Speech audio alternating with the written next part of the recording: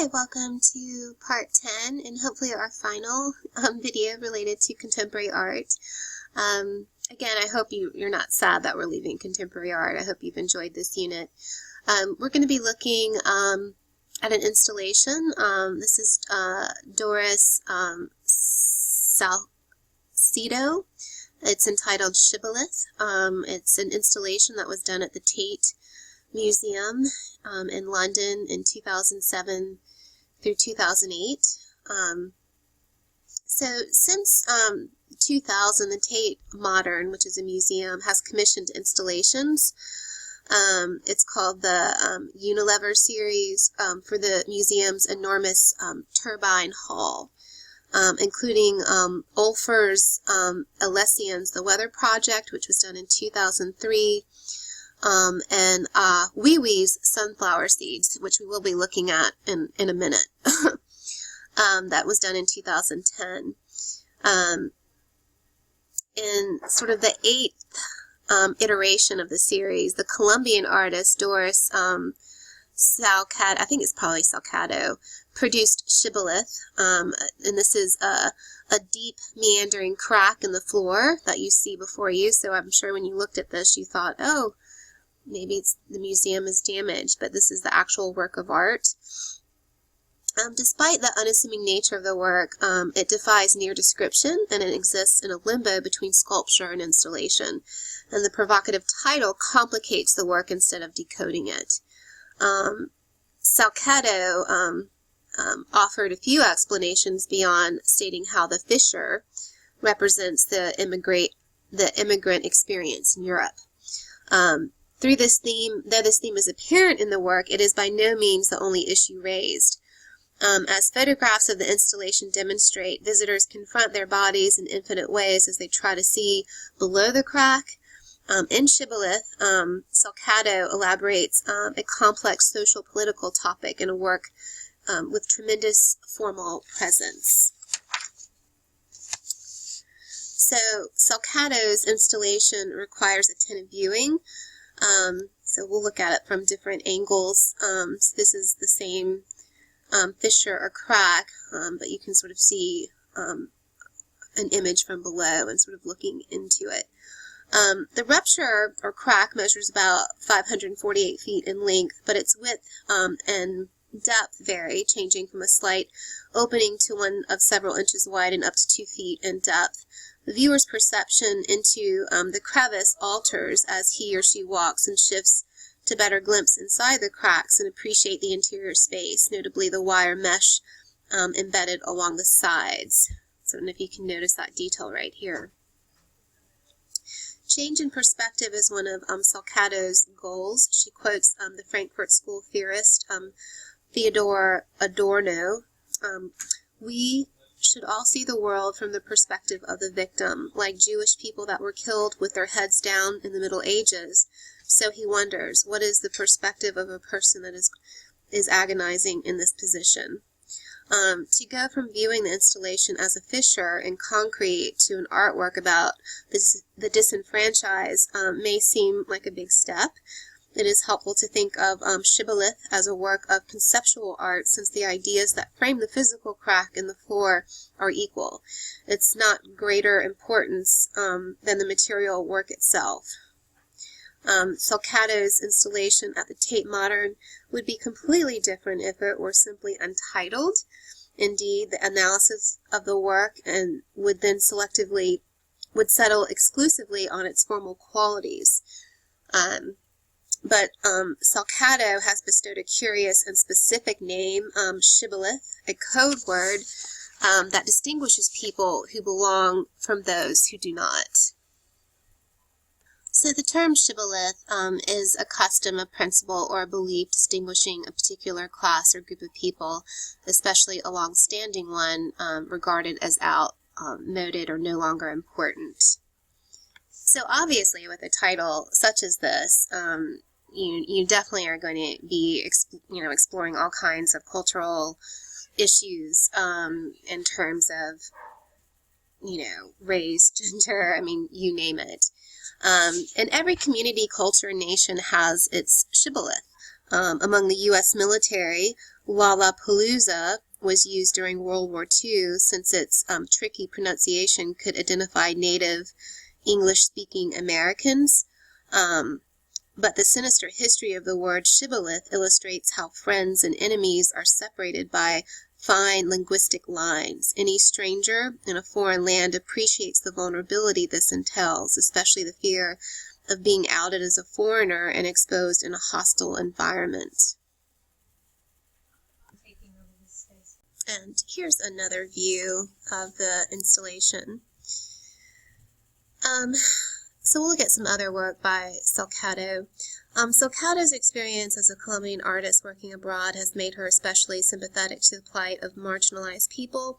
Between 2002 and 2003, Sacado completed 2 installations that make this clear. In the first work, the artist staged a performance where she lowered empty wooden chairs over the side of the Palace of Justice in Bogota. The performance lasted 53 hours and commemorated the 1985 siege in that building where 300 people were held hostage. The siege ended in a bloody confrontation between rebels and the military. The second installation also honored the victims of senseless violence. Sacado piled more than 1,500 chairs into a space between 2 buildings in Istanbul. The breathtaking sight of this nearly 3-story sculpture highlighted how warfare disrupts everyday life and creates refugees out of ordinary citizens, as it recalls the countless shoes discovered at concentration camps at the end of World War II. Let's see if I can bring that up for you. So here you see the second installation with the chairs piled in between the 2 buildings that she did in Istanbul. So for Sacado, the ravine in the Tate's modern floor represents the immigrant experience in Europe, notably the racial segregation that marks people from the Third World irrevocably as other, a permanent state apart. Yet the artist offers some hope. After 7 months, the show ended at the Tate Modern, and the Tate Modern filled the crack, leaving a scarred floor. This is a remarkable symbol of the possibility of healing through figurative and literal closure. However, the mark is also an obstacle to any attempts to erase the past. And I think her work is very poignant today in terms of what's going on in terms of Syria and, these people who are trying to get out of that country and trying, to find a better way of life. And, it's easy for us to feel safe, but I think her work can show that, being an immigrant or being a refugee can happen to any one of us. It really could. Hello. From an institutional perspective, this scar is remarkable for other reasons. It is usually unimaginable for museum officials to permit an artist to permanently alter the exhibition space. Sacado's act remains transgressive, the act of deliberately breaking one's media, in this case a concrete floor, in an act of rebellion. In this way, shibboleth joins a tradition of artists experimenting with surface. We've seen other artists do something similar.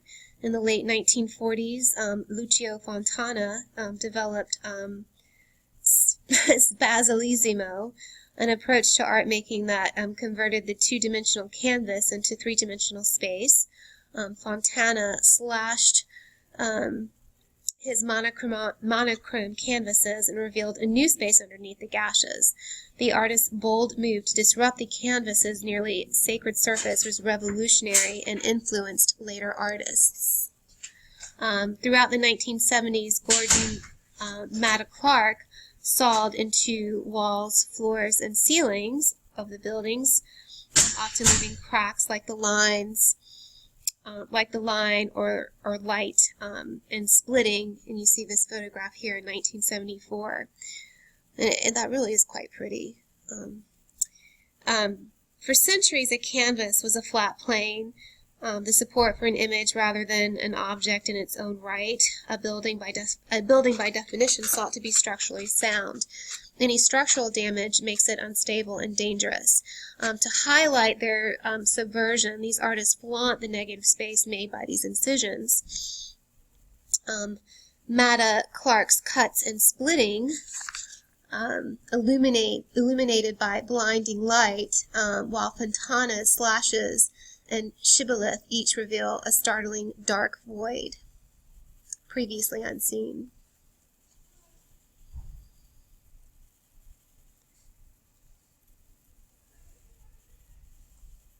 So when we look at these artists, you know, it's kind of hard to classify their art. You know, is this painting, is it sculpture, is it architecture, is it installation, intervention? Sacado's strength as an artist is in her ability to balance the formal impact of shibboleth with its message, while preventing one from overshadowing the other. Sacado's reticence to discuss her process and meaning at length is our opportunity to develop infinite interpretations.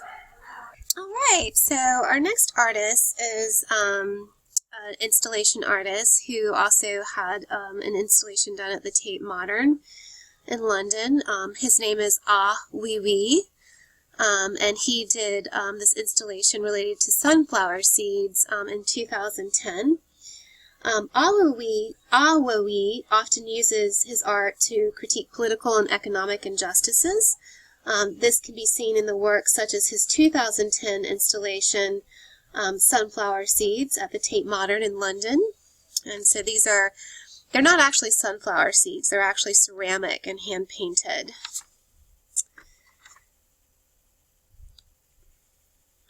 So here's the actual installation. So sunflower seeds consists of more than 100 million teeny handmade porcelain sunflower seeds, originally weighing at around 150 tons.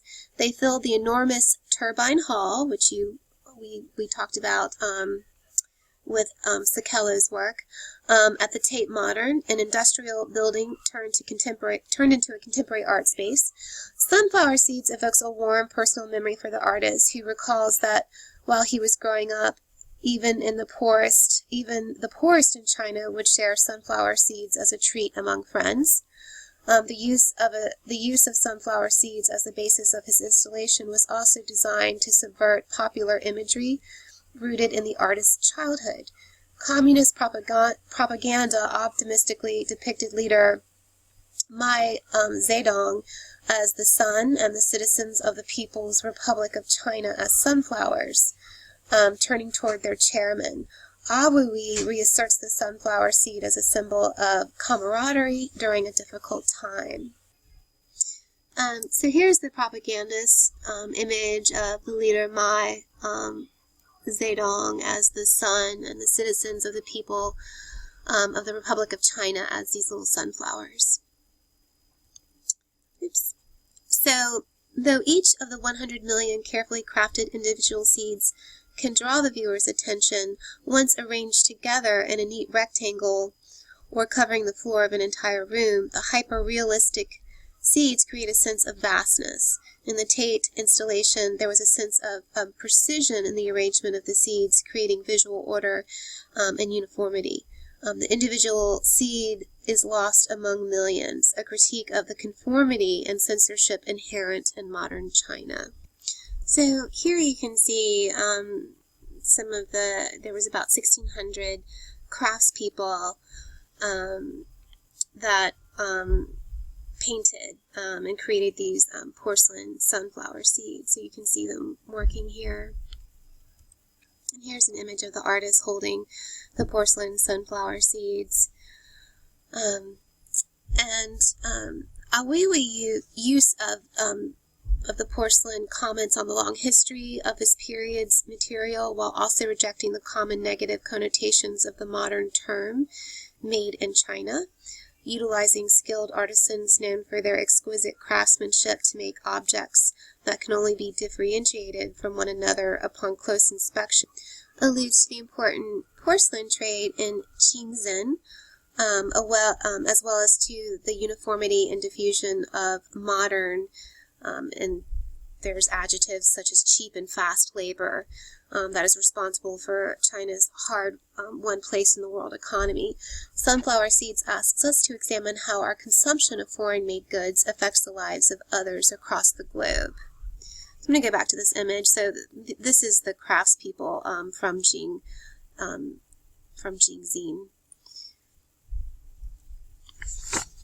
So here's an image on how viewers participated with the actual installation.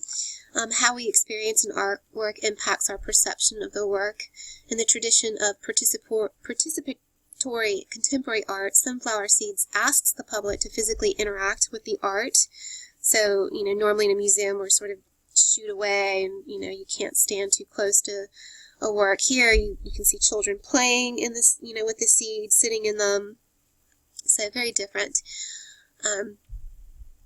And initially, Tate viewers were invited to walk over and lie on the seeds, though the museum, in consultation with the artist, suspended this opportunity about a week into the exhibition because of safety concerns. I guess those little porcelain pieces could break and maybe cut people. Art and activism. Ahouioui was arrested at the Beijing Capital International Airport on April 3rd, 2011 during his Tate exhibition. This was really a big topic in the news. You might have heard something about it.